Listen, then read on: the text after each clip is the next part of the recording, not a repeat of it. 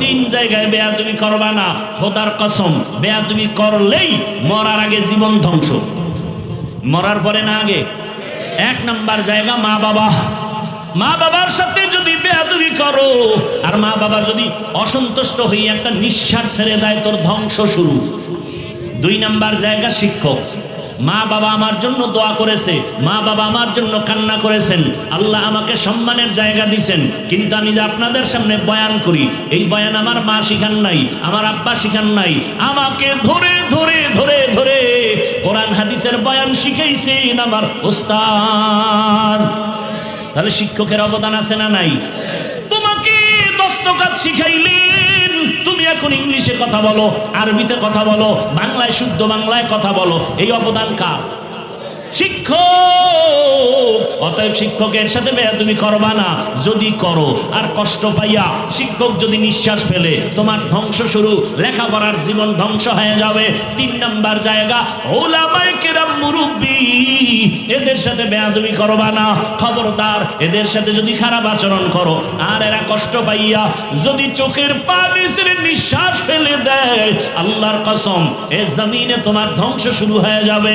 ও জমিনের মানুষ, আমার বাংলাদেশ এত সুন্দর, মাদ্রাসার অভাব নাই, মসজিদের অভাব নাই, ওয়াজ মাহফিলের অভাব নাই, তাবলীগের অভাব নাই, পীর মাশায়েখের অভাব নাই, এরপরেও কেন অশান্তি? আলেমদের সাথে বেয়াদবি করার ফলাফল। অতএব অনুরোধ করি, ডাক্তার হও, বেয়াদব হইও না। হইলে কি তাসনিমা নাসরিনের মতো জুতা খায়া পালাতে হবে? আদবালা হও, দেখবা ডাক্তার হলো পুরা জীবন তোমার সম্মানের। তুমি একজন ইঞ্জিনিয়ার হও, আদবালা, আদর্শওয়ালা, তোমার সম্মান বেড়ে যাবে। এখান থেকে তোমাকে ডাক দিয়া বিদেশ নিয়ে যাবে হায়ার করে। এরকম ডাক্তার নাই? আছে। সম্মান, এটা ডিগ্রি না, সম্মান। এই সম্মানের জীবন যদি চাও, হে যুবক, মা বাবার দোয়া নাও, শিক্ষকের দোয়া নাও, উলামায়ে কেরামের দোয়া নিয়ে সামনে আগাও। ও পর্দার আড়ালের আম্মা জান, এতক্ষণ আপনাদের সন্তানদের যা বুঝাইলাম, এগুলো যদি বাস্তবায়ন করতে হয়, আপনি মায়ের আদর্শ আর দোয়া লাগবে। আপনি যদি চেষ্টা করেন, একটা সন্তান ফুলের মতো পবিত্র হয়ে যাবে। আম্মা জান, আপনার আদর্শ সন্তান শিখে ফেলবে। আম্মা জান, আপনার মতো কত দামি মা এই এলাকায় আছে, এখনো আছে, নামাজ ছাড়ে না, বেপরদায় চলে না, মোবাইলে সময় নষ্ট করে না। এরে আম্মা জান, স্বামীর মাল খেয়ানত করে না। আম্মা জান বলেন, আপনারা কেন নামাজ পড়েন না, বেপরদায় চলেন, মোবাইলে সময় নষ্ট করেন, স্বামীর মাল খেয়ানত কেন করেন? আরে স্বামী মরে গেলে তো আপনারই থেকে যাবে সব, আপনি কেন স্বামীর মাল মনে করে নষ্ট করেন? ও আমার মা বোনেরা, এখনো সময় আছে, আল্লাহর কাছে তওবা করেন আর মনে মনে বলেন, হে আল্লাহ, একটা ভালো সন্তানের মা বানায়া দাও। আপনার সন্তান ডাক্তার হবে, ইঞ্জিনিয়ার হবে, ওসিডিসি হবে। আপনার সন্তানের ব্যবহারে কোনো মা বাপ যেন কষ্ট না পায়, ওলামায়ে কেরাম শিক্ষকরা যেন কষ্ট না পায়। আরে মা, আপনার সন্তানের ব্যবহারে সবাই খুশি থাকবে, কলিজা করে দোয়া করবে, ডাক্তার হবে, রোগীও দেখবে, কোরআন তেলাওয়াত করবে, নামাজ আদায় করবে, আবার আপনাদের জন্য দিল খুলে দোয়াও করবে। এমন ডাক্তারের মা যদি হতে পারেন, আপনার জীবনটাও ধন্য, সন্তানের জীবনটাও ধন্য হবে। ও আম্মা জানেরা, আপনাদের মতো মা এখনো আছে, দিনের পথে চলে, মার্কেটে মার্কেটে ঘুরে না। আম্মা জান, আপনার চেহারার মধ্যে বদনজর লাগাবেন না। খবরদার, মা ঘরের মধ্যে থেকে একটা আদর্শ সন্তান তৈরি করে যাবেন, আদবওয়ালা, কোরআন পড়নেওয়ালা। এ ডাক্তার ইঞ্জিনিয়ার হলেও আপনার জীবনটা ধন্য হয়ে যাবে। ও বাবাজিরা, ও যুবক বাবারা, এখনো সময় আছে, তওবা করো। জীবনে তো মনের চাহিদা মিটাইয়া, শখ মিটাইয়া, গুনাহ তো কম করো নাই। মনে শখ লাগছে পার্কে যাবা, মজা, দৌড়ায় গেছো, কারো বাধা মানো নাই। মনে শখ আসছে, দাড়ি রাখবা না রাখো নাই, নামাজ পড়বা না পড়ো নাই। ও বাবা, আরো কি তোমার শখ আছে এখনো দাড়ি কামানের? এখনো কি শখ মিটে নাই? আর বলো, আর কত রাত্র সারা রাত মোবাইল চালাইলে তোমার শখ মিটে যাবে? আর কতদিন পার্কে পার্কে ঘুরলে তোমার শখ পূরণ হবে? আর কতবার দাড়ি কাটলে, নামাজ ছাড়লে তোমার শখ পূরণ হবে? এবং এটাও বলো, তোমার হায়াতের বাকি আর আছে কতদিন? দেখো নাই ও শ্যামপুরের যুবকেরা, ফেসবুকে কি তোমরা দেখো নাই? আমি শুনছি বাইতুল্লায় বসিয়া ওই বিদেশ থেকে একটা যুবক টাকা আর স্বর্ণ নিয়ে বাড়ি আসছে, বেড়াইবার জন্য, পরিবারের আনন্দ করার জন্য। এয়ারপোর্টে নামার পর শাহজালাল আন্তর্জাতিক বিমানবন্দরে পরিবারের স্ত্রী সন্তানেরা গাড়ি নিয়ে হাজির। ওই আল্লাহর বান্দা গাড়িতে রওয়ানা, সন্তানের চুমু খায়, আপনজনের পাইয়া কত আনন্দ, আনন্দে আনন্দে বাড়ি যায়। বাড়ি যাওয়ার কাছাকাছি যাইয়া গাড়িটা পানির মধ্যে ড্রাইভার ফেললো। পানির মধ্যে পড়ার পরে নিজের সন্তান মরে গেল, স্ত্রীটাও মারা গেল। দেখেন নাই? ওই যুবক মিডিয়ার সামনে কান্না, আর বলে মানুষ বিবাহ করে খাইয়া না খাইয়া তো পরিবার নিয়ে এক জায়গায় থাকে, একটা আনন্দ আছে। আমি ওই আনন্দ পাই নাই, বিদেশ গেলাম টাকা পয়সার জন্য, আজকে স্বর্ণ অলংকার নিয়ে আসছি, আজ আমার কপাল কেন এত খারাপ। নিজের হাতের উপরে আমার সন্তানটা মরে গেল, নিজের চোখের সামনে আমার স্ত্রী মরে গেল। আমি এখন কোথায় যাব? যেই ঘরে গেলে একটু সন্তান দেখবো, সে ঘর এখন অন্ধকার হয়ে গেল। ঘর সাজায় রাখবে আমার স্ত্রী, সেও তো নাই। এই জীবনের কি মূল্য আমার? ও আমার যুবক বাবারা, কিসের পেছনে দৌড়াও? এমন একটা দিন নাই যুবকের লাশের খবর নাই। পানির নিচে লাশ, গাড়ির নিচে লাশ, ঘুমের বিছানায় লাশ। আজকে বয়ান শুনতেছো, কালকে এমন সময় আল্লাহ না করুন হতে পারো হসপিটালের রোগী, হতে পারো তুমি কবরের যাত্রী। সারা রাত মোবাইল চালায় ঘুমাবা, 11টার সময় মা ডাকবে, বাবা উঠার, কত ঘুমাবি, কোনো আওয়াজ নাই। মা টাচ করে দেখবে পুরো বডি সন্তানের শক্ত হয়ে গেছে, বরফের মতো ঠান্ডা। মা একটা চিৎকার দিয়া বলবে, কে কোথায় আছো, আয়। আমার বাবা দুনিয়ায় নাই, মা বলে ডাকার মতো আমার কেউ আর নেই। বাবায় কান্না করে টেলিফোন করবে, ইমাম সাহেব আমার সন্তান মরে গেল, তাড়াতাড়ি আসেন, জানাজা না দিয়া যাবেন না। কাউকে পাঠাবে, যাও বাজার থেকে কাফন কিনে নাও। কাউকে বলবে বাঁশবাগানে যাও, কবর খনন করো। কাউকে বলবে তাড়াতাড়ি গরম পানি করো গোসল করার জন্য। ও বাবা, নিজের গায়ের গেঞ্জিটা বেলেট দিয়ে কেটে কেটে রেখে দিবে। আরে আমার হাতের ঘড়িটা আর একজনের হাতে দিয়া বলবে, এটা আমার ঘড়ি। ও আল্লাহর বান্দা, তোমার আপন বন্ধু মোবাইলের নাম্বারটা ডিলিট করে বলবে, বন্ধু নাই, নাম্বার রেখে কোনো লাভ নাই। ওই কবরে যখন গোসল করায়া, কাফন পরায়া, জানাজার প্যান্ডেলে নিবে, মা জানালা দিয়া কাঁদবে আর বলবে, আমার বাবারে তোরা কই নিয়ে যাও, শেষবারের মতো চেহারাটা একবার দেখায় দাও। আর আমারে মা বলে ডাকার মতো কেউ থাকলো না। ও যুবক বাবা, ওই অন্ধকার কবরে সব পাড়ায় মাটি দিয়া যখন চলে যাবে, কেউ নাই। এতদিন তোমার আমার ডানে বামে বন্ধু বান্ধব, কত আপনজন, এখন যেন আমি একা বাঁশবাগানে পড়ে থাকবো রে বাবা। ওই কবরে ফেরেশতা প্রশ্ন করার জন্য আসবে, জবাব দিলে আলহামদুলিল্লাহ, যদি জবাব দিতে না পারো, বেনামাজি অবস্থায় কবরে যাও, গুনাহগার অবস্থায় কবরে যাও। আল্লাহর অর্ডার হবে, ও কবরের মাটি একে ছাড় দেওয়া যাবে না, জাহান্নামের আগুন কবরটা ভরে যাবে। এরে নবীর আশিক, ওই জাহান্নামের আগুনের গরম সহ্য করা যাবে না রে বাবা। আল্লাহ রাগ করে বলবে, ও কবরের মাটি, দুই দিক থেকে জোরে জোরে চাপ দাও। এত জোরে চাপ দিবে, কবরের মাটির চাপে তোমার হাড়গুলো ভেঙে যাবে। ও নবীর উম্মতের দল, গুনাহ নিয়ে কবরে গেলে কি উপায় হবে চিন্তা করো। ও আমার যুবক, দুটো পায়ে হাত রেখে বলি, এখনো সময় আছে, তওবা করো, মনে মনে আমার আল্লাহকে ডাকো আর বলো, হে দয়ার মালিক, জীবনে তো কম দাড়ি কাটলাম না, নামাজ ছাড়লাম না, বেপরদায় চললাম না, আয় আল্লাহ কত গুনাহ করে করে জীবন কাটায় দিলাম। মোবাইলের গুনাহ, হাতের গুনাহ, চোখের গুনাহ জীবনে করেছি। দুনিয়ার মা বাবা ভাই বোন কেউ জানে না আমি কত বড় গুনাহগার।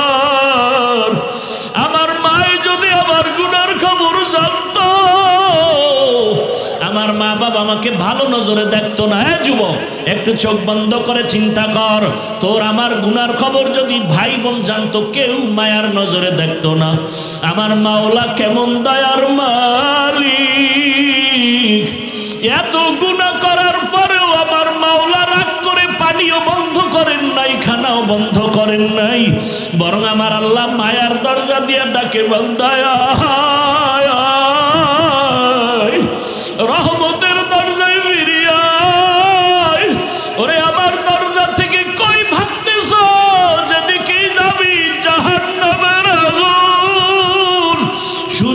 গরম সহ্য করতে পারো না।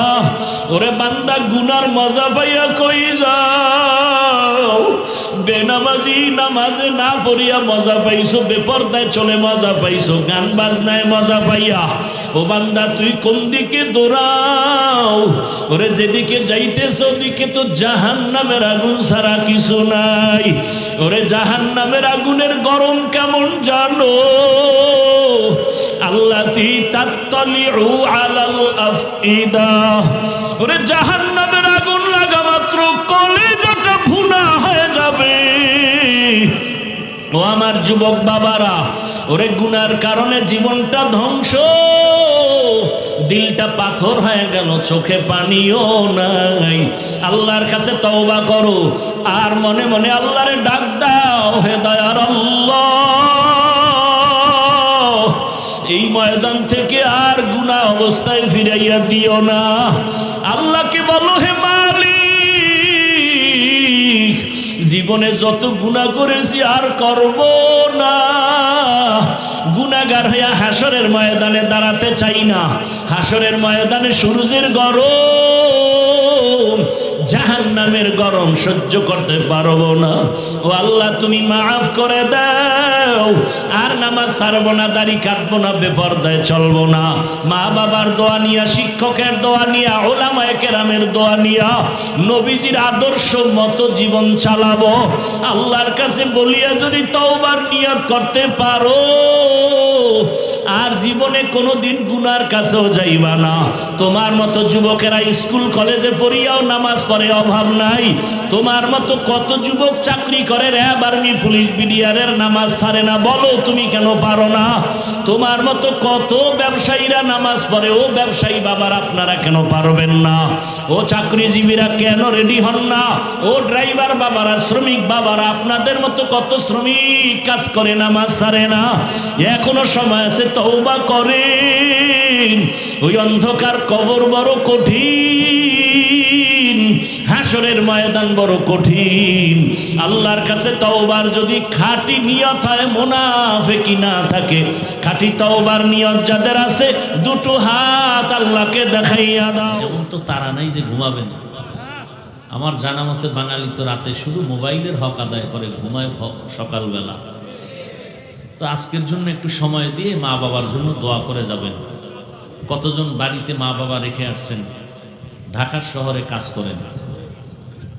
আজকে অনেকের মা বাড়িতে মানে কবরে রেখে আসছে। যার মা বাবা বেঁচে আছে সে ডেলি টেলিফোন করে, বাবা খানা খেয়েছো, ঘুমাইবা কখন, শরীরের কি হালাত। যার মা বাবা নাই তাকে টেলিফোন করার কেউ নেই। ওই মা বাবার জন্য একটু দোয়া করা এটা হক না? ইনশাআল্লাহ দোয়াটা করে যাব, আল্লাহ তৌফিক দান করে। প্রথম হাদিসের উপরে কিছু আলোচনা। হুব্বুদ দুনিয়া রাসু কুল্লি খাতিয়া। দুনিয়ার ভালোবাসা, লোভ ধ্বংসের কারণ। এই লোভ তিন প্রকার। কয় প্রকার বলেন? হুব্বে যা, হুব্বে মাল, হুব্বে নিসওয়ান। সম্মানের, চেয়ারের লোভ। 2 সম্পদের লোভ। 3 যৌবনের লোভ। সম্মানের, চেয়ারের লোভে পড়ে মানুষ লাইনচ্যুত হয়ে যায়, ব্যালেন্স হারিয়ে ফেলে, আদব কায়দা ঠিক থাকে না, কথার ব্যালেন্স থাকে না, বেপরোয়া হয়ে যায়। আর টাকা পয়সা, সম্পদের লোভে পড়ে মানুষ বেপরোয়া, অহংকারী, লাইনচ্যুত হয়ে যায়, মানবতা হারিয়ে ফেলে। তৃতীয় হলো যৌবনের লোভে পড়ে মানুষ দিক বেদিক হয়ে যায়। যেমন অতীতের ইতিহাস, ফেরাউন সম্মানের, চেয়ারের লোভে পড়ে এতটা বেপরোয়া হয়ে গেল, এক পর্যায়ে সে বলে ওজির আজম হামানকে, চেয়ারে বসছি, একটু গরম গরম ভাব, মনে চায় একটু খোদা দাবি করতে, তুমি কি বলো? বলে বাদশা জাহাপনা করো, করলে আর ছোট খোদা দাবি করে লাভ কি, বড়টাই করি। আনা রব্বুকুমুল আলা, শুধু খোদা না, সব থেকে বড় খোদা। কিসের লোভে পাইছে? চেয়ারের লোভ, ক্ষমতার লোভ। কিসের লোভ? ক্ষমতার লোভ। ওর কারণে আমার চেয়ার দেখেন না, খালি ঘোষণা হয়েছে, কি তুফান চলতেছে দেশে। হ্যাঁ, দলের হাইকমান্ড থেকে ঘোষণা দিছে, উল্টা গিয়া সরকার প্রধানের বিরুদ্ধে স্লোগান দেয়। চিন্তা করছে কেমন দিক বেদিক হয়ে গেছে, ওই যে প্রধান উপদেষ্টারে সাইজ করতে হবে। চিন্তা করতে পারে কিসের লোভে? ক্ষমতা। আর এখানে আসলে আর নামতে মনে চায় না। ফেরাউন বলে একটু খোদা খোদা ভাব, কত দাবি করলে আর ছোট খোদা দাবি করে লাভ কি, বড়টাই করি, বড় খোদাই দাবি করি। ক্ষমতা আর চেয়ার পাওয়ার লোক। খালি ওদেরকে কেন বলেন, আমাকেও বলেন। আমরা হুজুরেরাও ওই যে বলছি ওলামায়ে আহলে বাতিল। যদি দেখেন সকালের কথা রাত্রের কথা আলাদা, বিষয় কি? ওই তিন লোভের কোনো একটাই ঢুকছে, হয়তো ক্ষমতার লোভ, না হয় টাকা পয়সার লোভ, না হয় যৌবনের লোভ। টাকা পয়সার লোভে পড়লো ইতিহাস শ্রেষ্ঠ কোরআনের ঘটনা, যার নাম আসছে কারুন। মুসা নবীর সাথে চ্যালেঞ্জের মোকাবেলায় গেল, জাকাত দিবে না। এই পাগলা, উঠা বসা করলে তো ডিস্টার্ব।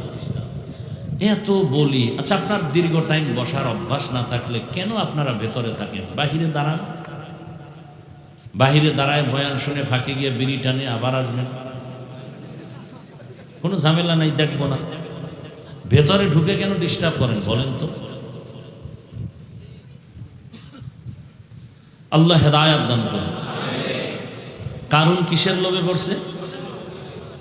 সম্পদের লোভ। আমগো দেশের বেশ্যা তাসলিমা নাসরিন যৌবনের লোভে পড়ে বলে, ইসলামের আইন এক পুরুষ আমার পেটে নির্দিষ্ট করে বাচ্চা দিবে না, হবে না, এটা জুলুম, আল্লাহ বড় জালেম। তাসলিমা বলল, আমার থিওরি হলো আমার পেট আমার শরীরের অংশ, অতএব আমার পেটে বাচ্চা আমি যেখান থেকে মনে চায় সেখান থেকে নিব। দেশের সব আলেম গর্জে উঠল, ওলামায়ে হক্কানি ময়দানে আন্দোলনে নেমে পড়লেন। এই বেশ্যা তাসলিমা, যেখান থেকে মনে চায় সেখান থেকে পেটে বাচ্চা আমাদের দেশের কুকুর নিরা নেয়, মানুষ নিতে পারে না। আন্দোলন শুরু হলো, এক পর্যায়ে আলেম সফল হয়ে গেল। বাংলাদেশের 54-52 বছরের ইতিহাস, আলেম যে আন্দোলনে নামে ওলামায়ে কেরাম সেটা সফল হয়ে যায়। কিন্তু কপাল খারাপ, এমন এক সুযোগ আসার পরও আলেম এক হতে পারতেছি না। কার বদনজর লাগছে আল্লাহ ভালো জানে। আবার ওলামায়ে কেরাম যেন এক হতে না পারে সেজন্য বহু টাকা পেছনে ব্যয় করা হচ্ছে। কারণ আজকে রাতে যদি আমার দেশের সব ওলামায়ে কেরাম এক হয়ে যান, আগামীকালকে দেশের পট পরিবর্তন হয়ে যাবে। ওলামায়ে কেরাম এক হাতে হাত রেখে যদি ময়দানে নামেন, সামনের মাসেই দেশের দায়িত্ব আলেমের হাতে চলে আসবে, দেশ চালাবে ওলামায়ে কেরাম। ওলামায়ে কেরাম এক হলে কোন নাস্তিক, কোন ইসলাম বিদ্বেষীরা চোখ তুলে কথা বলার সাহস পাবে না। এ কারণে সব নাস্তিক, সব নেফাকিওয়ালা এক হয়েছে, আলেম যেন এক হতে না পারে। আর আপনারা কিছু ফেসবুকের গোলামরা এর সাথে একটু তাল দিতেছেন, লেখেন লেখেন হাফিজুর রহমানের মতো ফেরেশতা দুনিয়ায় নাই, আর সব ফেরাউন। এইভাবে একজনকে উপরে উঠান আর একজনকে নিচে নিয়ে যান। এই যে একটা পার্থক্য করে আমাদের মধ্যে ডিবেট সৃষ্টি করে দিলেন, আলাদা করে ফেললেন। এই ডিভাইডের কারণে কেউ আবার ডাইরেক্ট ফেসবুক বাদ দিয়া কানে কানে কয়, হুজুর গতকালকে তো আমাদের পাশে এক হুজুর আপনার বাস দিয়ে গেছে, হুদা কিছু না বানায় একটা বইলে আমারে ফুলাই দিল।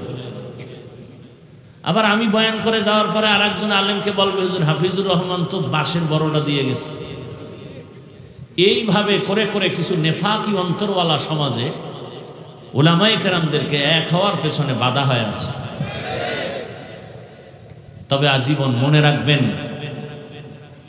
এই জমিনে শান্তির ঠিকানা দেখাবে একমাত্র সংসারে শান্তি, চাকরিতে শান্তি, ব্যবসায় শান্তি, সব ক্ষেত্রে শান্তির পথ দেখাবে নিঃস্বার্থভাবে উলামায়ে আহলে হক, আর কেউ না। সেই উলামায়ে কেরামের ছায়াতলে আসবেন তো শান্তি, আসবেন না তো অশান্তি। শান্তির একমাত্র ঠিকানার নাম ইসলাম। ইসলাম ছাড়া শান্তির কোনো ঠিকানা নাই। চ্যালেঞ্জ করে বলছি, যতদিন পর্যন্ত আমার এই সোনার দেশে ইসলামী হুকুমত কায়েম হবে না, ততদিন পর্যন্ত শুধু চাপাবাজের আওয়াজ শুনবা, শান্তি কপালে আসবে না। সম্ভব না, কোনোভাবেই সম্ভব না। আল্লাহর কসম করে বলে গেলাম, শান্তির ঠিকানার নাম ইসলাম। তবে একটু দুর্বলতা আছে আমগো ইসলামে। আমগো ইসলামটা একটু দুর্বল, কোরআন শরীফ একটু দুর্বল। হ্যাঁ, কোনো বিধর্মী যদি আপনাকে জিজ্ঞেস করে, ভাই আপনাদের ইসলামটা কেমন, আপনি বলবেন মোটামুটি না পরিপূর্ণ, খারাপ না ভালো। বলে কেমন ভালো? ব্যক্তি জীবনের কি সমস্যার সমাধান আছে? আপনি কি বলবেন? পূর্ণাঙ্গ না অপূর্ণাঙ্গ? আচ্ছা, সমাজনীতির সমাধান আছে, রাষ্ট্রনীতির সমাধান একটু কম। হ্যাঁ, পৃথিবীতে যত নীতি আছে সব নীতির মধ্যে ইসলাম আছে। পৃথিবীতে শ্রেষ্ঠ নীতির নাম ইসলামী নীতি, কথা ঠিক না? রাষ্ট্রনীতির মধ্যে ইসলাম, এমন কোন নীতি নাই যে নীতির মধ্যে ইসলাম নাই। মানলে শান্তি, না মানলে অশান্তি। অর্থনীতির মধ্যে ইসলাম আছে না নাই? আছে। মানি, আমি চ্যালেঞ্জ করে বলছি, পৃথিবীতে কল্যাণময় চূড়ান্ত সফলতার অর্থনীতির নাম ইসলামী অর্থনীতি।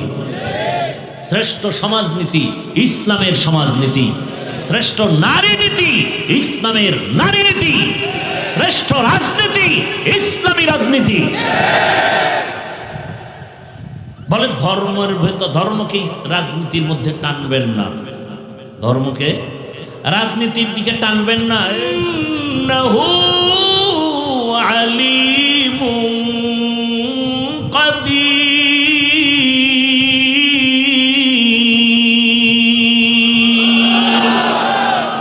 আল্লাহ বলেন, আসমান জমিনের মালিক আমি।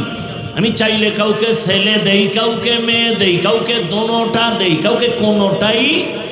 ক্ষমতাকার কাদের কুদরত দারি বার কামাল, আনতা রব্বি আনতা হাসবি যুল জালাল, তুহি কাদের জলিলুল্লাহ জাহাদার, বহর হালে তুহি মেরা নেগাহদার। কষ্ট হইতেছে আপনাদের? আরেকটু সামনে আগাবো, মাত্র দ্বিতীয় হাদিসের আলোচনা চলে, এরপরে আর একটা হাদিস, এরপরে আয়াত। ধৈর্য হবে? আল্লাহ কবুল করুন। নবীজি বলেন, দুনিয়া খুলিকাত লাকুম আন্নাকুম খুলিকতুম লিল আখিরাহ। দুনিয়া তোমার আমার গোলাম, তুমি আমি কার গোলাম? দুনিয়া তোমাকে আমাকে খুঁজবে, তুমি আমি কাকে খুঁজব? কাকে? আল্লাহকে খুঁজো। দুনিয়া তোমাকে খুঁজবে, কিন্তু তুমি আমি এখন উল্টা দুনিয়া খুঁজি, আর আল্লাহ তোমাকে আমাকে খুঁজে। আল্লাহ বারবার ডাকে, হাইয়া আলাস সালাহ, ফজরে যা, আস-সালাতু খায়রুম মিনান নাওম। অর্থ কি? ঘুমের চেয়ে নামাজ ভালো, আর তুমি ঘুমাইও না, ঠিক মতো পড়িলে নামাজ জান্নাত তোমার ঠিকানা। পশু পাখি কীট পতঙ্গ কেউ ঘুমিয়ে রইল না, মানুষ হয়ে ঘুমিয়ে থাকা ঠিক তো মোদের হবে না। আহাতে মন কঠিন দিনেতে নামাজ তোমায় ভুলবে না, ঠিকমতো পড়িলে নামাজ জান্নাত তোমার ঠিকানা। একটুখানি নেকের তরে রোজ হাসরের মাঠেতে বাবা ঘুরবে ছেলের পিছে, ছেলে বাবার আগেতে। আহাতে মন কঠিন দিনেতে আল্লাহ কিন্তু ছাড়বে না, ঠিকমতো পড়িলে নামাজ জান্নাত তোমার ঠিকানা। আমার প্রাণের ভাই বোনেরা জলদি করে উঠে যাও, ওযু করে তাড়াতাড়ি নামাজ পড়তে লেগে যাও। আহা নবী বেনামাজির শাফাআত করিবেন না, ঠিকমতো পড়িলে নামাজ জান্নাত তোমার ঠিকানা। ঘুমের চেয়ে নামাজ ভালো আর তুমি ঘুমাইও না, ঠিকমতো পড়িলে নামাজ জান্নাত তোমার ঠিকানা। ফজরে আল্লাহ ডাকলেন হাজিরা দিলানা রে বান্দা। জোহরের সময় আবার ডাকছেন আসো হাইয়া আলাল ফালাহ। জোহরের হাজিরায় তুমি নাই, আল্লাহ রাগ করেন নাই। আবার আসরে ডাকলেন আসো, আসরেও তুমি নাই, আল্লাহ রাগ করেন নাই। আবার মাগরিবে ডাকলেন আসো, মাগরিবের হাজিরায় তুমি মসজিদে যাও নাই, আল্লাহ রাগ না করে আবার এশায় ডাকলেন আসো, বান্দা এশায় তুমি নাই। আল্লাহ কয় এখন আমি তোরে তালাশ করার জন্য আমি নিজে আসছি।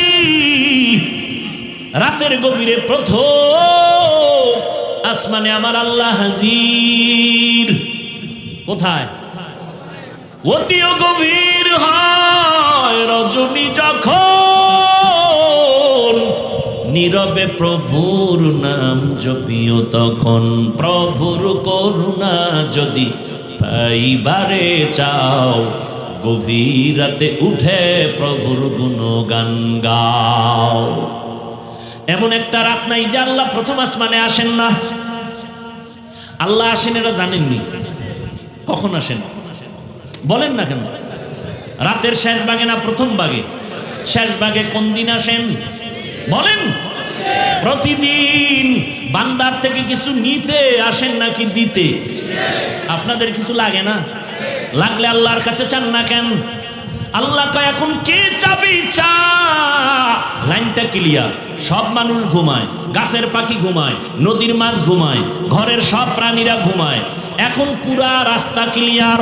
এখন তুই ঘুম থেকে উঠে ওযু কর, নিরিবিলি একা একা যায় নামাজ বিছাইয়া সেজদা করে একটু দিল খুলিয়া আমি আল্লাহকে ডাক দিবি, ইয়া আল্লাহ আমি ওয়াদা করেছি উদউনি আস্তাজিব লাকুম।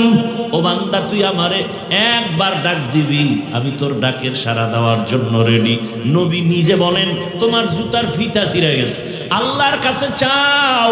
ফিতাও কার কাছে চাও? আল্লাহ এ দিয়ে যাবে, আল্লাহ একটা ব্যবস্থা করে দিবেন। জুতার ফিতা ছিঁড়ে গেছে, আল্লাহর কাছে চাও। রসুল কার কাছে চাইছেন? আরো জোরে বলেন। নবী বলেন ইজা সাআলতা ফাসআলিল্লাহ ওয়া ইজা ইসতাআনতা ফাসতাইন বিল্লাহ। যদি চাইতে হয় কার কাছে? সাহায্য কার কাছে? দুনিয়ার কারো কাছে চাইও না, কারণ দুনিয়ার সবাই ফকির, দুনিয়ার সবাই অভাবী। আমার আল্লাহর কোনো অভাব? हर गोड़ी देने को तू तैयार है, जो न मांगे उससे तू बेजार है। আল্লাহর কাছে চাও। এই দুনিয়ায় যারা চাইছেন তারা পেয়ে, ফেরাউন না পাইছে কি? ফেরাউন গভীর রাতে আল্লাহকে বলতো আল্লাহ আমি জানি তুমি আল্লাহ, কিন্তু আমার দুনিয়ার একটু মাস্তানি করতে মনে চায়। দুনিয়া চাই, আখিরাত চাই না। আল্লাহ কয় যে দুনিয়া চাই আমি তাকে, মান কানা ইউরিদুল আজিলাতা আজ্জালনা লাহু ফিহা মা নাশাউ মিন লিমান নুরিদ। যে দুনিয়া চাই আমি আল্লাহ ওয়াদা তাকে দ্রুত গতিতে দুনিয়া দিয়ে দেব, আখিরাতে কিছু পাবে না। যে দুনিয়া কেন চাও, কিন্তু এটাও মনে রাখবি দুনিয়া চাই চাই চাই ধরতে গিয়ে দেখবি নিজে ধরা পড়ে যাবে, দুনিয়া পাবি না। আল মালু ওয়াল বানুন জিনাতুল হায়াতিদ দুনিয়া। সন্তান আর সম্পদ, দুনিয়ার সৌন্দর্য, এগুলোর কোনো ভ্যালু নাই। বিউটি পার্লারের সৌন্দর্য দিয়া কালা মানুষ চান মেয়ার মতো হয়ে গেছে সুন্দরী, ডানা কাটা ভরি, কিন্তু এর কোনো স্থায়িত্ব নাই। পানি লাগলে সৌন্দর্য সব শেষ হয়ে যাবে।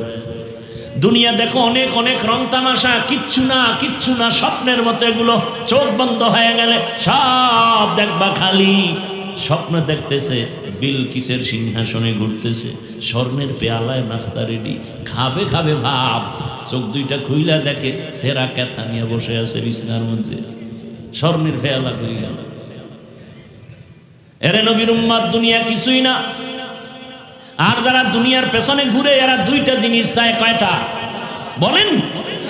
এক নম্বরে চায় তারা সম্মান, দ্বিতীয় চায় শান্তি। কিন্তু আল্লাহর কসম,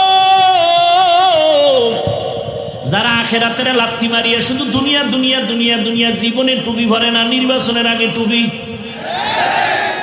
আখিরাত না দুনিয়া? খায় গাঞ্জা, খায় মদ, খায় বিড়ি। এর চরিত্র কেমন? ফুলের থেকেও পবিত্র। আছে না নাই? বড় কঠিন। ঘরের মধ্যে ময়লা পরিষ্কার করার জন্য তোমার একটা ময়লা ঝাড়ু লাগবে না? ভালো ভালো করে বুঝো। ময়লা দূর করার জন্য সেখানে সুগন্ধি লাগাও, কিন্তু ময়লার মধ্যে যদি আরো ময়লা ফেলো পরিষ্কার হবে না। উদাহরণটা আমি দিবনি, প্রায় সময় দেই, আজও দেই। মনে করেন লুঙ্গির মধ্যে গোবর লাগছে। গোবর কি লাগছে? পাক না না পাক? বলেন। এখন এই গোবর দূর করার জন্য কি লাগবে? পানি। অচেনা পথে খুঁজতেছি পানি পানি পানি, খুঁজতে খুঁজতে আধা ঘন্টা ঘাম, পানি নাই। একজনে দেখা কয় তুমি এত ঘোরো কেন, ঘাম কেন? বলে আমার গোবর লাগছে লুঙ্গিতে, ধোয়ার জন্য পানি তালাশ করি, পাই না, মাথা গরম হয়ে গেছে। তুমি কি বোকা নাকি?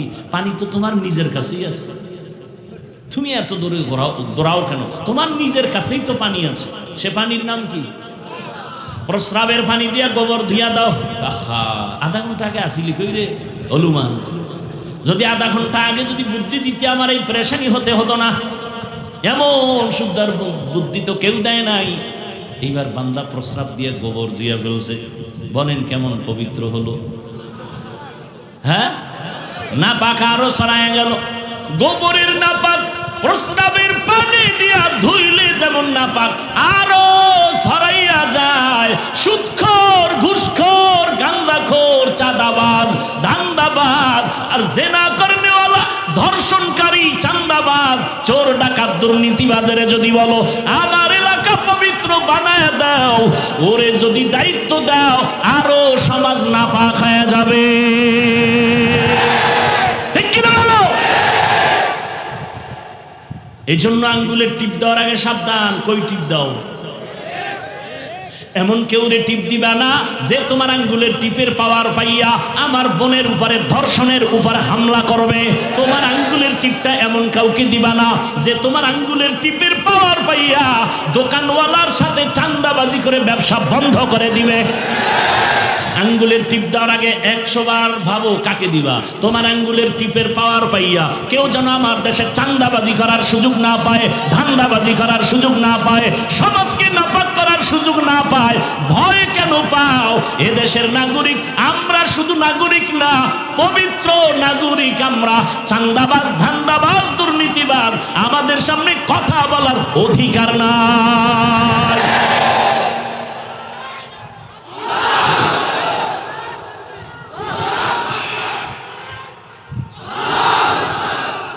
রাগ করলেন? একটু রাজনীতি করলাম না? আল্লাহ হেদায়াত দান করুন। আমগো ইসলামটা রাজনীতির ব্যাপারে দুর্বল। হ্যাঁ, সাবধান। ভয় করলে ভয়, না করলে কিছু নেই। আমি দেশের সম্পদ নষ্ট করিনি, আমরা দেশের উপকার করি, সরকারের উপকার করি, জাতির উপকার করি। অতএব দেশের পিওর নাগরিক আমরা, কথা বলার অধিকার আমাদের বেশি।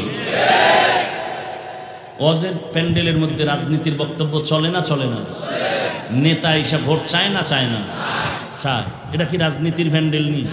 তাহলে এখানে রাজনীতির নেতা কেন, বক্তব্য কেন? এতে দোষ নাই। তাদের বেলায় কুরু কুরু, আমরা কইলে মাকরু। হ্যাঁ, আল্লাহ হেদায়াত দান করেন।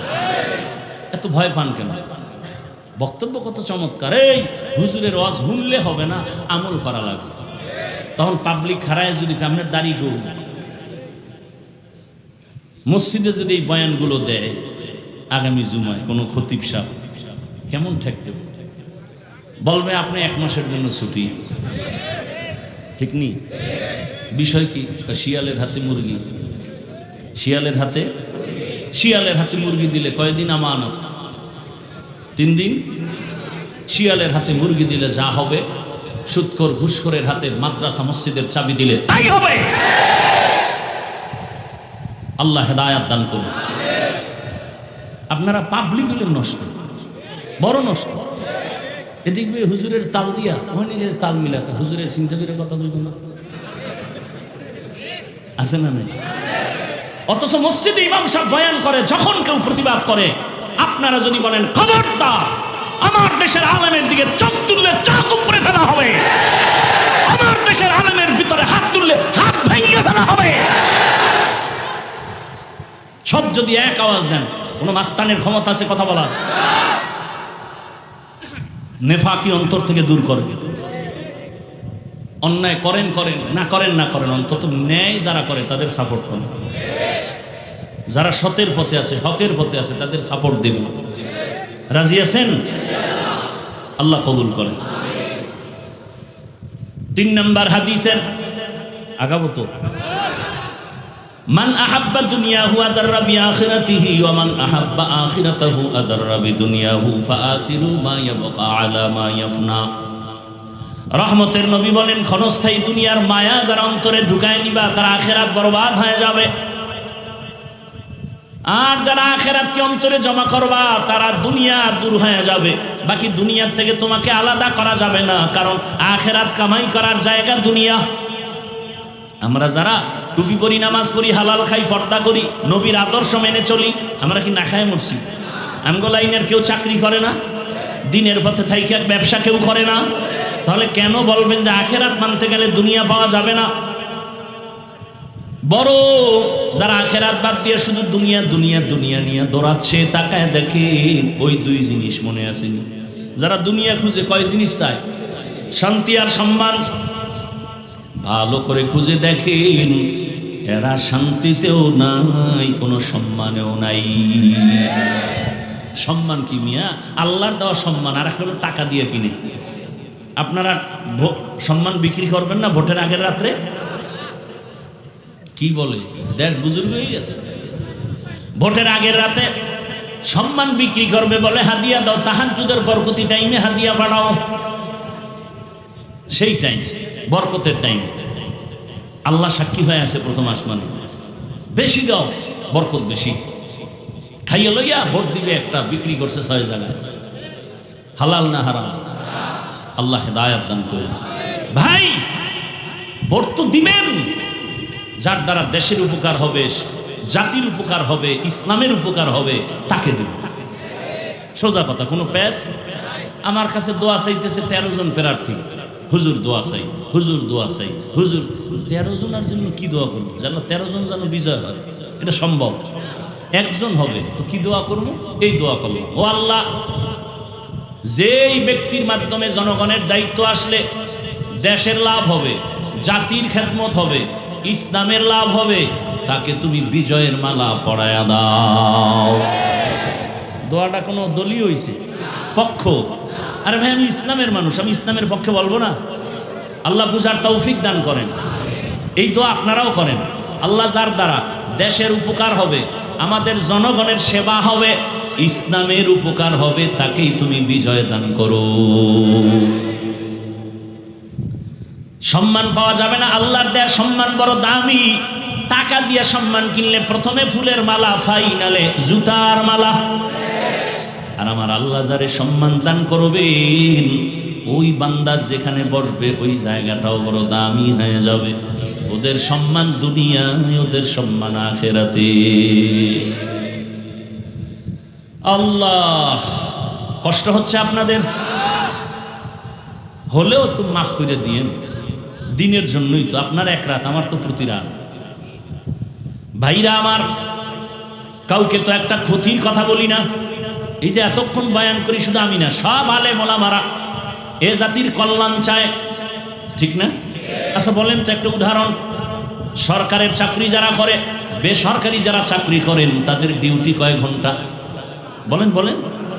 5 ঘন্টা, 8 ঘন্টা। 8 সরকারি ডিউটি 8 ঘন্টা। বলেন নিম্নে সরকার থেকে বেতন কত? নিম্নে 20,000 ধরেন, 20, হ্যাঁ 20,000। টেবিলের নিচে আরো মুক্তার দানা তো অভাব নাই কি? দুনিয়ার কোন দেশে যদি মুক্তার দানা না থাকে, আমার দেশের মধ্যে টেবিলের নিচে বহু হারাম শুকরের মুক্তার দানা আছে। পাইলেই রাতারাতি আঙ্গুল ফুলে কলা গাছ। কথা ঠিক নেই ভাইরা আমার?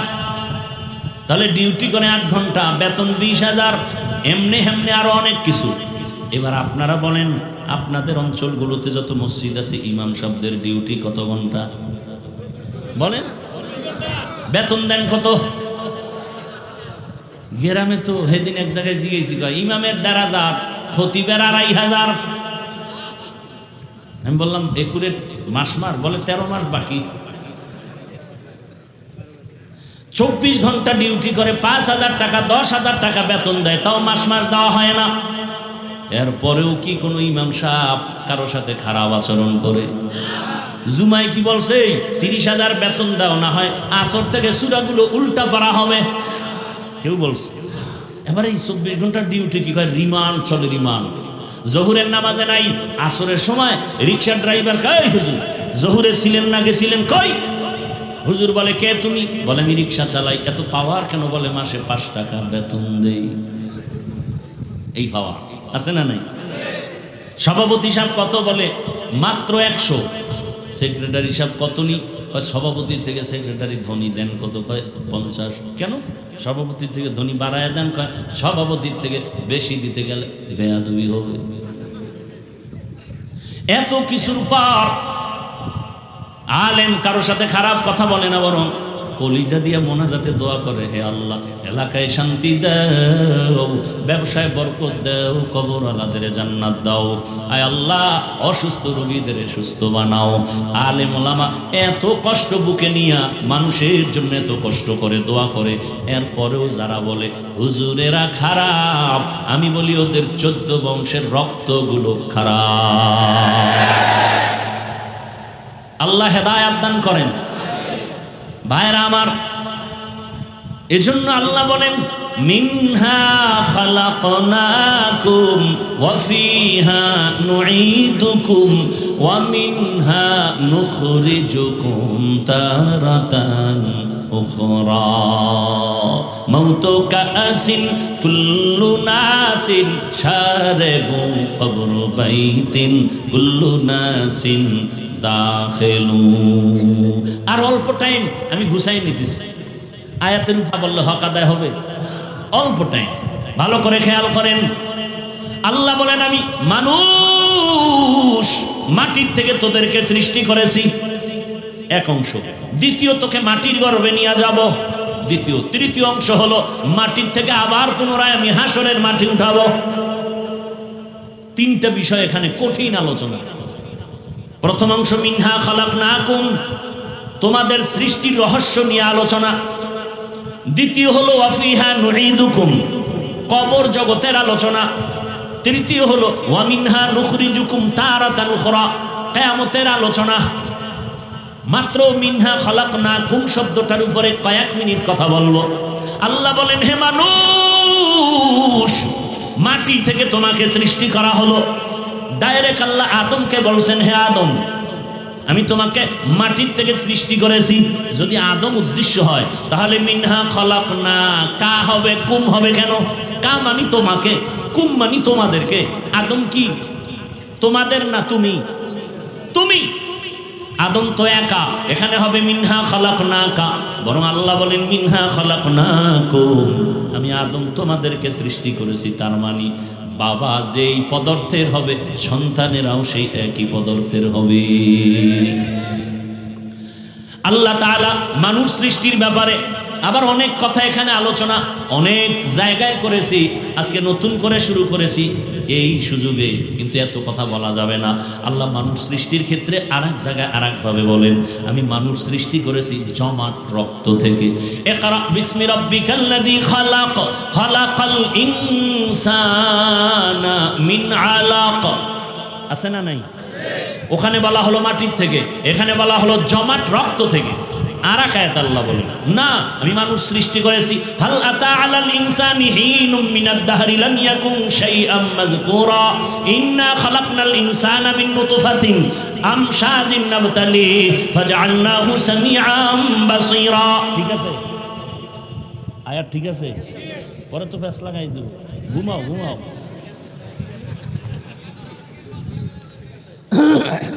ভাইরা না, ওরা ঘুমায়, টেনশন নেই। ভাইরা আমার, আল্লাহ এখানে বলেন আমি ইনসানকে সৃষ্টি করেছি নাপাক পানি থেকে। কয়টা পাইলেন কথা? তিনটা। এবার আল্লাহ আরেক জায়গায় বলেন ওয়ালাকাদ খালাকনাল ইনসানা মিন সুলালাতিন মিন তিন সুম্মা জাআলনাহু নুতফাতান ফি ক্বারারিন মাকিন সুম্মা খালাকনান নুতফাতা আলাকা ফাখালাকনাল আলাকাতা মুদগাহ ফাখালাকনাল মুদগাতা ইযামা ফাকাসাউনাল ইযামা লাহমা সুম্মা আনশানাহু খালকান আখার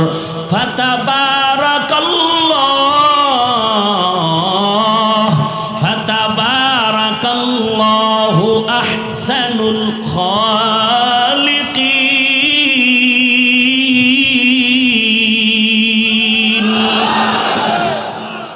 আল্লাহ নাপাক পানির থেকে কেমনে বানাইছেন?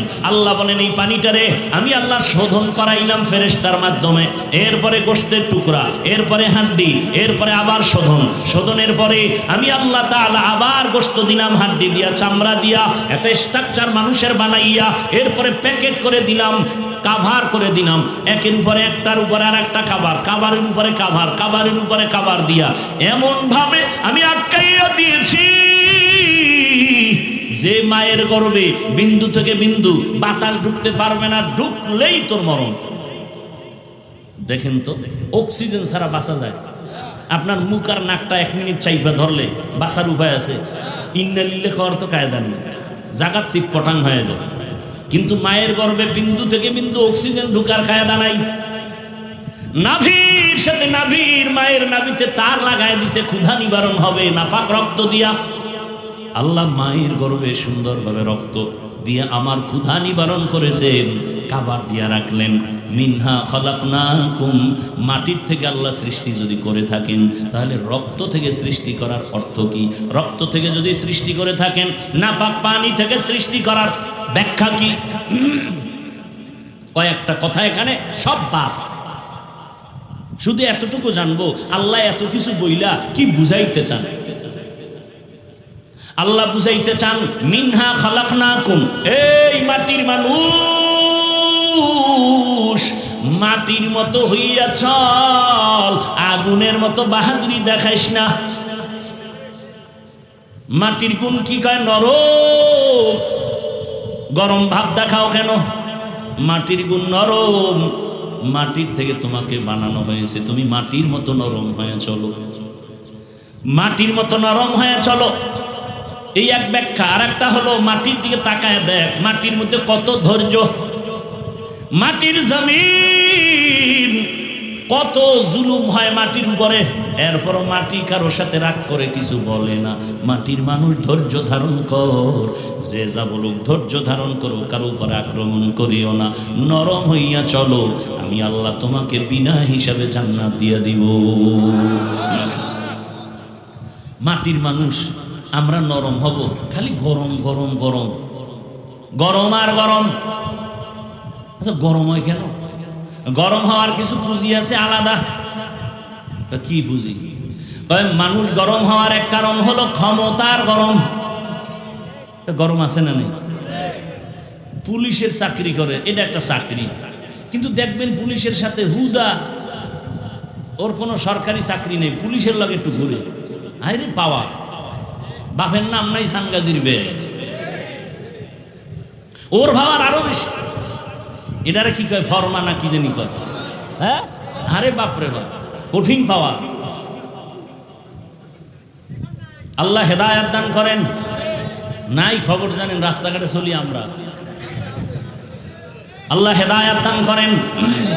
তো ক্ষমতার একটা গরম আছে না নাই?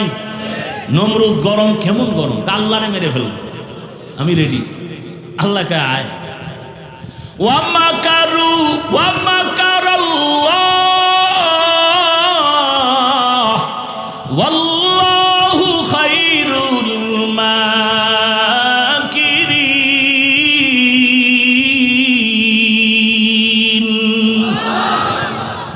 নমরুদ আল্লাহরে মেরে ফেলবে, পাওয়ারটা কেমন। বাঁশ দিয়া খুঁটি বানাইছে, কি কয় সিঁড়ি, তীর মাইরা আল্লাহরে মেরে ফেলবে, গিয়া মারছে। এবার দেখে আগায় রক্ত, নিচে একাই যে রক্ত, মেরে ফেলছে। চিন্তা করছে এমন বড় বেঈমানের আল্লাহ যখন ওরে মারতে লইছে, কি পরিমাণ বাহিনী লাগছে। একটা অসুস্থ মশা, তাও কিন্তু সুস্থ না, দেখছেন নি কারবার, অসুস্থ মশা, ওই মশা নাকের ভেতর থেকে ঢুকে চান্দির গোড়ায় গিয়া হাজির। ফাঁকে ফাঁকে একটা মিস কল দেয়, নমরুদের চান্দি গরম। ডাক্তার কবিরা সব দেখায়, তুফান, কোন রোগ ভালো হয় না। আল্লাহর কুদরত, সানক ফেললে তো ফট করে জুতার লগে মাথার লগে বাড়ি লাগছে, বাড়ি লাগা মাত্র মাথা হিমেল হয়ে গেছে। নমরুদ কয় সর্বনাশ, দুনিয়ার টাকা খুয়াইলাম, ডাক্তার কত কিছু দিলাম, জুতার মধ্যে যে এই পরিমাণ আমার ঔষধ আছে তা তো আমার জানা ছিল না। এইবার কয় জুতা লাগাইলি মাথা ঠান্ডা। শুধু ঠান্ডা না, একটু জোরে বাড়ি মারলে আরো ঠান্ডা। বাড়ি মারবে কে বলে? কর্মচারীরা, বেতন দিয়া।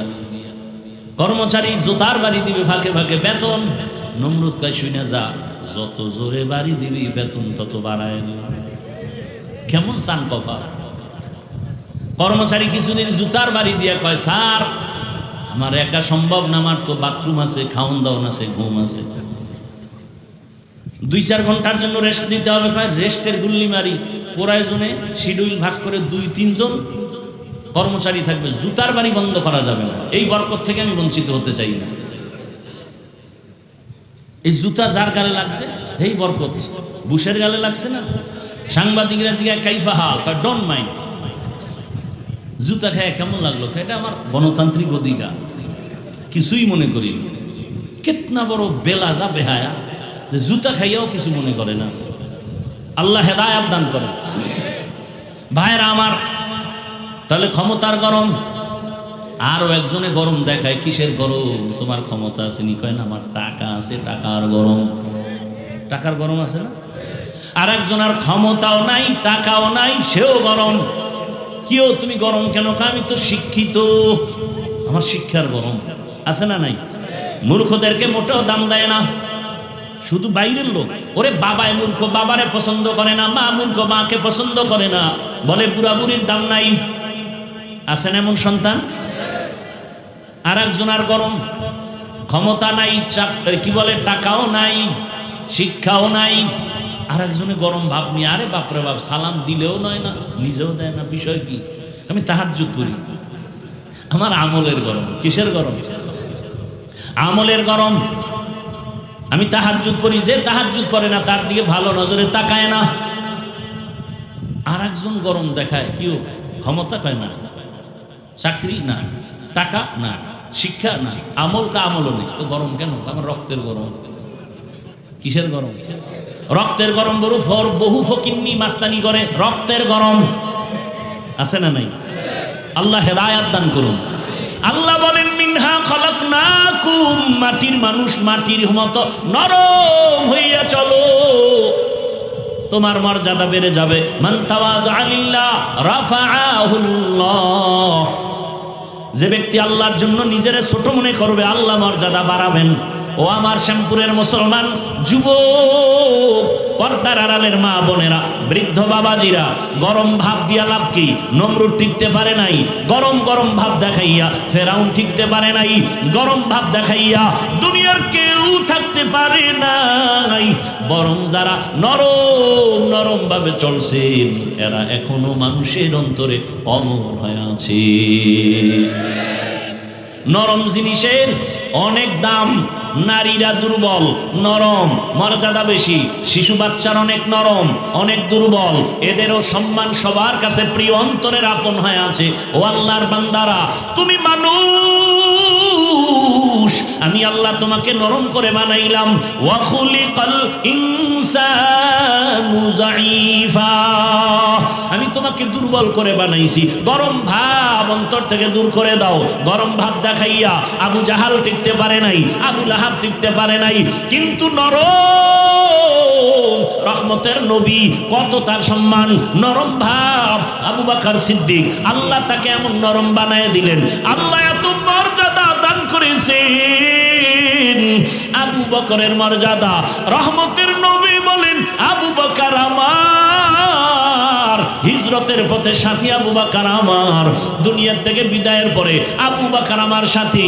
ওমর সবাই জানি গরম, তবে এতটা পরিমাণ নরম। ওমর কারো উপরে কোনো জুলুম করে না, অর্ধ দুনিয়ার বাদশাহী করিয়া।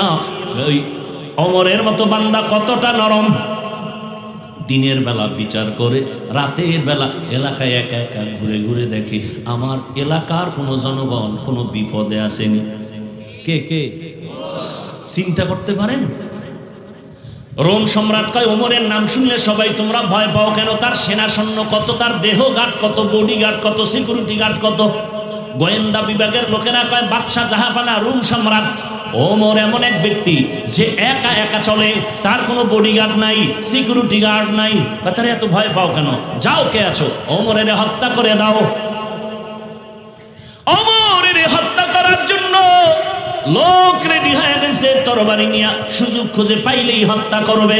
আল্লাহ কয়, আমি যাকে হেফাজত করব কেউ তার ক্ষতি করতে পারবে না, বড় ক্ষতি করতে গেলে সে ক্ষতির মধ্যে পড়ে যাবে।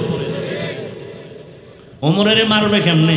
দেখতেই ভয়। খবর শুনছে ওমর একা একা একটা জঙ্গলে, পাহাড়ের পাশে খালি ময়দানে ডান হাতের বালিশ বানাইয়া ওমর ঘুমায়। এবার শত্রু বাহিনী চিন্তা করলে এই সুযোগ হাতছাড়া করা যায় না। সামনে গেছে, গিয়া দেখে ঠিকই পাহাড়ের পাশে একটা লোক ঘুমায় আছে, অনেক উঁচু লম্বা, ঘুমাইতে আছে। ও তরবারিটা নিয়া এক কদম সামনে যায়, আবার দাঁড়ায়, কেমন যেন হৃৎপিণ্ড কাঁপতেছে। ভয় ভয় কি করি, আবার একটু আগায়, আবার পেছনে যায়। যাইতে যাইতে যাইতে যাইতে কাছাকাছি গিয়া হঠাৎ করে ওই ব্যক্তির তরবারিটা হাত থেকে ভয়ে পড়ে গেছে। তাকায় দেখে ওমর একা ঘুমায় না, জঙ্গলের একটা বাঘ ওমরের পাহারা দিতেছে। খাকো বাদো আবো আতিশ বন্দাম মামানে তু মুর্দা বাহক জিন্দা। এই ওমর রাতের বেলা ঘুরে, আমার এলাকার কি খবর,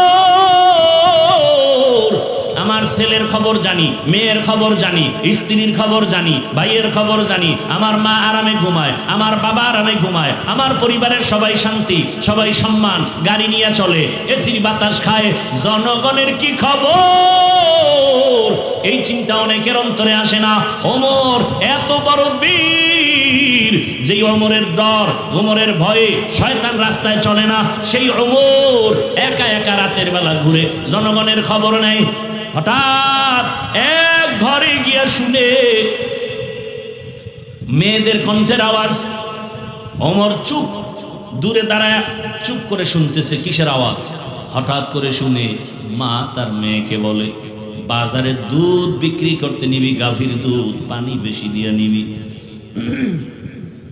মেয়ে বলে, মা তুমি বলো কি?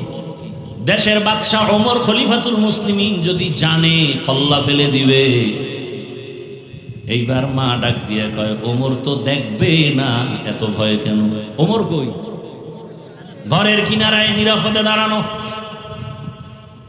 মেয়ে ডাক দিয়ে কয়, মা তুমি জানো না, ওমর যদিও জানবে না, তবে আমার আল্লাহ তো দেখবেন, আল্লাহকে ফাঁকি দেয়া যাবে না।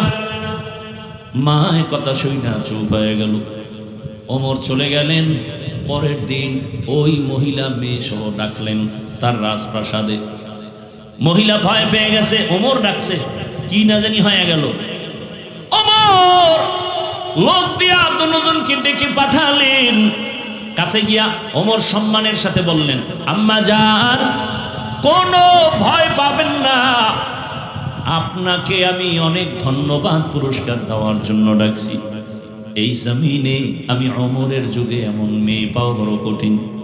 আম্মা জান, আপনার কপাল বড় ধন্য। ও আম্মা জান, আপনি এমন একটা মেয়ে পেয়েছেন, আল্লাহর শুকর। আপনি ধন্য মা, ধন্য সন্তান। আপনি যদি রাজি হন, আমি ওমরের ছেলের জন্য আপনার মেয়েটাকে বিবাহের বন্ধনে নিতে চাই। এমন মেয়ে পাওয়া বড় কঠিন। আপনি যদি রাজি হন, আমি আপনার মেয়েটাকে আমার ছেলের জন্য বিবাহের বন্ধনে নিতে চাই। মা কি বলবে? না, মা বলবে আমার কপাল খুলে গেছে। আলহামদুলিল্লাহ, খলিফাতুল মুসলিমিন মা খুশিতে কান্না করা শুরু করেছে। আমার কপাল, আজ খলিফাতুল মুসলিমিনের ছেলে আমার মেয়ে নিতেছে। আল্লাহ এমন কবুল করেছেন, ওই মেয়ের ধারায় পরবর্তীতে ওই মেয়ের ঘরে ঘরে জন্ম নিল জগৎ বিখ্যাত জমিনের এক তারকা আলেম, আল্লাহর বুজুর্গ ওমর ইবনে আব্দুল আজিজ। ওমর ইবনে আব্দুল আজিজের ইতিহাস বললে আর একদিকে চলে যাবে। কেমন সন্তান? ওই মেয়ের ধারায়। এজন্য গাছ ভালো হলে ফল ভালো হবে। ও আমার যুবক বাবারা, আমি তো আপনাদের এতক্ষণ যত বয়ান শুনাইলাম, একবারও কিন্তু বলি না আপনারা স্কুলে তালা মেরে সব মাদ্রাসায় যান, সবাই হুজুর হয়ে যান বলেছি না। বরং আমি দেশে দেশে বলি, আমার যুবক বাবারা, আমার দেশে হুজুরের অভাব নাই, মাওলানার অভাব নাই, মুফতির অভাব নাই, মুহাদ্দিসের অভাব নাই। আমার দেশে এখন ডাক্তার আছে ঠিকই, কিন্তু আদর্শ ডাক্তারের অভাব, আদর্শ ইঞ্জিনিয়ারের অভাব, আদর্শবান ডিসিএসপির অভাব। আজ আমার দেশের ডিসিএসপি যদি আদর্শবান হইতেন, 5 বেলার নামাজ পড়তেন, আমার দেশে কোরআনের বয়ান চলতে কোনো সুদখোরের অনুমতি নেওয়ার প্রয়োজন হতো না। অতএব আমি অনুরোধ করে বলি, ও আমার যুবক বাবা, দোয়া করে গেলাম, সবাই আমিন বলবে, কপাল খুলে যাবে। তুমি স্কুল কলেজে পড়ো, চাকরি করো, ব্যবসা করো, ডাক্তার হও, ইঞ্জিনিয়ার হও, প্রফেসর হও, ওসি হও, ডিসি হও, এসপি হও, মেম্বার চেয়ারম্যান এমপি হও, ব্যবসায়ী হও, চাকরিজীবী হও, তবে এক দাবি অনুরোধ, বেয়াদব হইও না রে বাবা। বলবা হাফিজ ভাই, বেয়াদব হব না, তার মানেটা কি? বেয়াদব হবা না কথার ব্যাখ্যা হলো 3 জায়গায় বেয়াদবি করবা না। খোদার কসম, বেয়াদবি করলেই মরার আগে জীবন ধ্বংস, মরার পরে না আগে। 1 নাম্বার জায়গা মা বাবা। মা বাবার সাথে যদি বেয়াদবি করো, আর মা বাবা যদি অসন্তুষ্ট হয়ে একটা নিঃশ্বাস ছেড়ে দেয়, তোর ধ্বংস শুরু। 2 নাম্বার জায়গা শিক্ষক। মা বাবা আমার জন্য দোয়া করেছে, মা বাবা আমার জন্য কান্না করেছেন, আল্লাহ আমাকে সম্মানের জায়গা দিছেন, কিন্তু আমি যে আপনাদের সামনে বয়ান করি, এই বয়ান আমার মা শিখান নাই, আমার আব্বা শিখান নাই, আমাকে ধরে ধরে ধরে ধরে কোরআন হাদিসের বয়ান শিখাইছেন আমার ওস্তাদ। তাহলে শিক্ষকের অবদান আছে না নাই?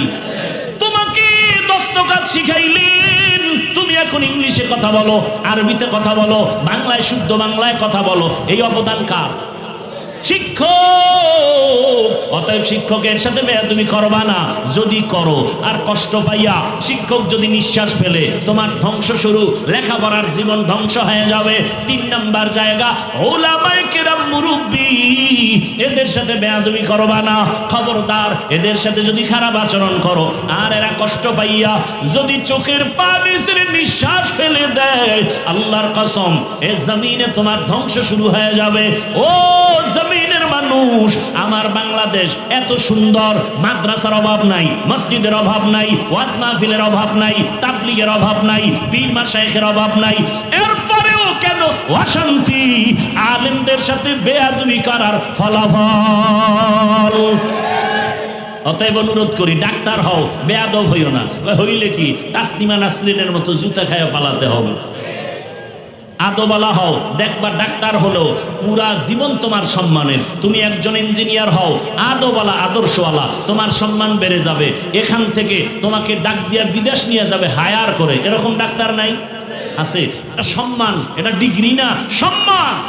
এই সম্মানের জীবন যদি চাও, হে যুবক, মা বাবার দোয়া নাও, শিক্ষকের দোয়া নাও, ওলামায়ে কেরামের দোয়া নিয়ে সামনে আগাও।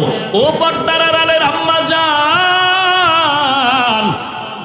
এতক্ষণ আপনাদের সন্তানদের যা বুঝাইলাম, এগুলো যদি বাস্তবায়ন করতে হয়, আপনি মায়ের আদর্শ আর দোয়া লাগবে।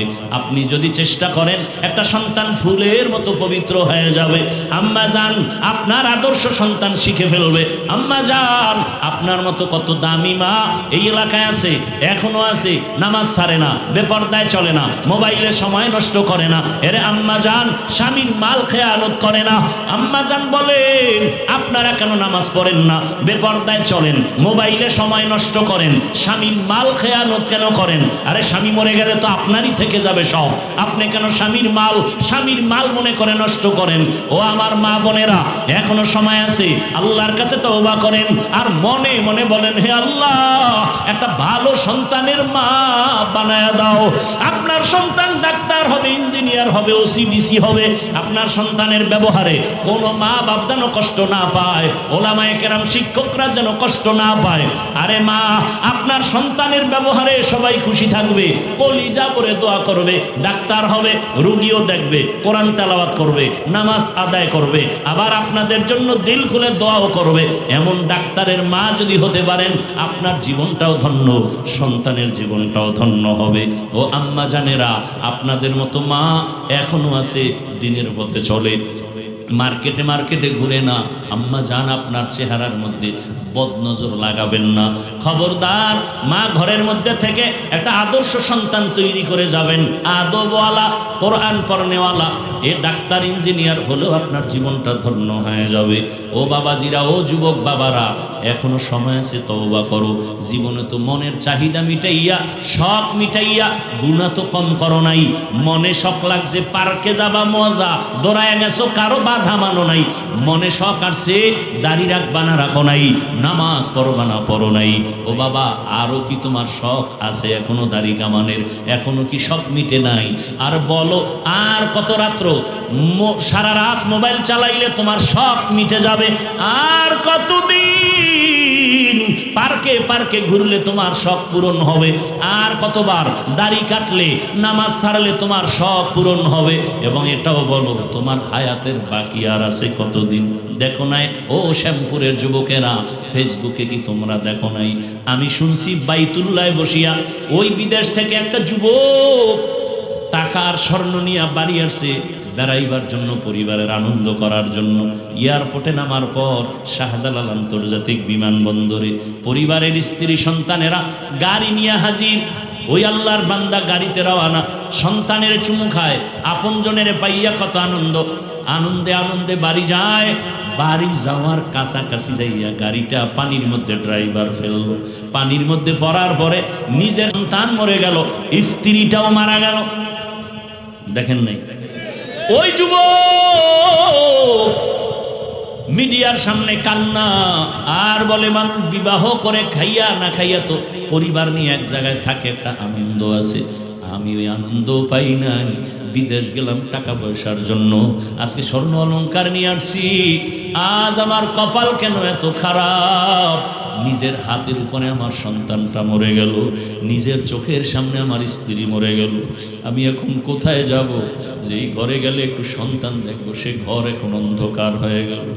ঘর সাজায় রাখবে আমার স্ত্রী, সেও তো নাই। এই জীবনের কি মূল্য আমার?